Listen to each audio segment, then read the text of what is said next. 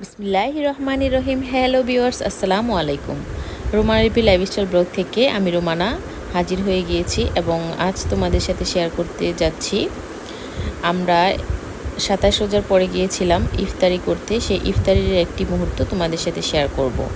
এই তো আমরা বিকেলে 4টার দিকে বেরিয়ে পড়েছিলাম, রেডি হয়ে যাচ্ছি ইফতারের উদ্দেশ্যে। আমরা আজকে ইফতারি করব হান্ডিতে, গুলশান 2-এ। এটা আগে থেকেই বুক করা হয়েছিল, বুফে ইফতারি করব। রাস্তাঘাট খুবই ফাঁকা ছিল, যেহেতু শবে কদরের পরে রাস্তাঘাট সব ফাঁকা হয়ে যায়, সব অলমোস্ট ছুটি হয়ে গিয়েছে, তাই রাস্তাঘাট খুবই ফাঁকা। আমরা অল্প কিছু টাইমের মধ্যে পৌঁছে গিয়েছিলাম হান্ডিতে।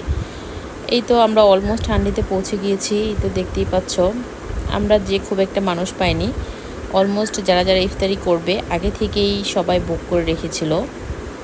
আমরা ঢুকে পড়তেছি, আমাদের সিটটাও ছিল বুক করা।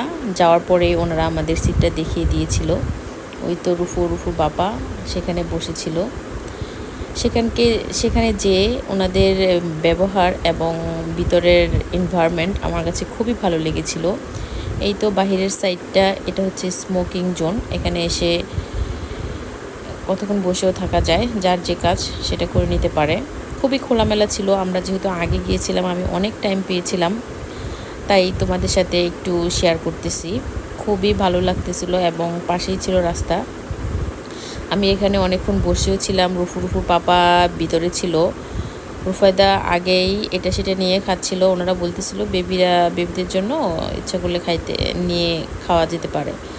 রুফু যাই হোক, রুফু অত খেতে পারে না, সে অল্প একটুই খেয়েছিল।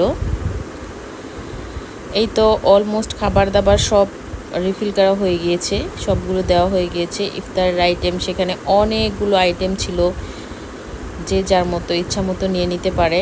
ইফতারিতে এত কিছু খাওয়া যায় না, কিন্তু ওনাদের খাবার দাবারের কোয়ালিটি যদি আমি বলতে যাই, খুবই ভালো। এবং আমাদের তান্দুরি যেই চিকেনটা ছিল, নান রুটি, তান্দুরি চিকেন, বিরিয়ানি, এইগুলো খুবই টেস্টি ছিল। খাবারও ছিল অসম্ভব রকমের ফ্রেশ এবং সুস্বাদু।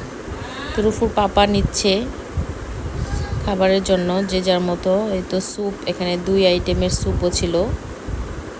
আমরা সবগুলো জিনিসই একটু একটু করে নিয়েছিলাম, প্রায় অলমোস্ট যেটা যেটা যার পছন্দ। সব কিছু তো আর খাওয়া যায় না। সাইডেই ছিল একটা প্লেজন, রুফায়দা প্লেজন পেয়ে খুব খুশি হয়ে গিয়েছিল। দেখতেই পাচ্ছ প্লেজনটা। রুফু কতক্ষণ পর পর এখানে আসে, আবার দৌড়ায় চলে যায় বাবা মার কাছে। যাই হোক, ও একা একাও এখানে খেলেছিল, এনজয় করেছিল।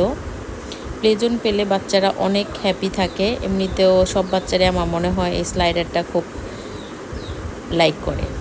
যাই হোক, এখানে ফ্রুটসের আইটেমও ছিল অনেক অনেক বেশি। এই পেঁপে, পেয়ারা, আপেল, কলা এবং এই জিলাপিটা ছিল অসম্ভব রকমের সুস্বাদু। এছাড়াও টক দই, মিষ্টি দই, তরমুজটাও মিষ্টি ছিল। এখানে ছিল হালিমটাও ছিল মাটন এবং বিফ, দুইটাই ছিল। যার যেটা মন চায় সে সেটা নিয়ে নিতে পারে। এই তো আমি এখানে নিয়ে নিচ্ছিলাম আমার প্লেটটা, যা যা খাবো তাই সব কিছু নিয়ে নিয়েছিলাম। নান রুটি, তান্দুরি চিকেন, পাস্তা, সব কিছুই নিয়ে নিয়েছিলাম। আমার কাছে অল্প অল্প করে নিয়েছিলাম, খেতে খুবই টেস্টি ছিল। আমি ইফতারের আইটেম ওরকম খেতে পারিনি, কিন্তু বাকিগুলো খেয়েছিলাম। অনেক রকমের সালাদও এখানে ছিল, ভর্তা ছিল, ভাত ছিল, সবই ছিল এখান থেকে। যে যার মতো ইচ্ছা সে তার মতো নিতে পারে। আমি এখান থেকে সল্টেড লাচ্ছিটাও নিয়েছিলাম। এই তো দেখুন, আমি খাবার দাবার নিয়ে নিয়েছি, অনেক খাবার দাবার। এত খাবার দাবার আসলে শেষ করা যায় না। নেওয়ার সময় মনে করেছিলাম এই ইফতারি আইটেম থেকে শুধু ফ্রুটসগুলো খাওয়া হয়েছিল, বাকিগুলো আমি কিছুই খেতে পারিনি। এই যে রুফায়দা, ও অল্প অল্প করে একটা দুটো করে খাচ্ছে, ও শুধু তো এত খেতে পারে না, এই কোকটাই জাস্ট ও শেষ করেছিল। যাই হোক, আমাদের খাওয়া দাওয়া শেষ হওয়ার পরে আমরা এখান থেকে বেরিয়ে পড়েছিলাম। খাবার দাবার খুবই ভালো ছিল, আমরা লাস্টে চাও খেয়েছিলাম।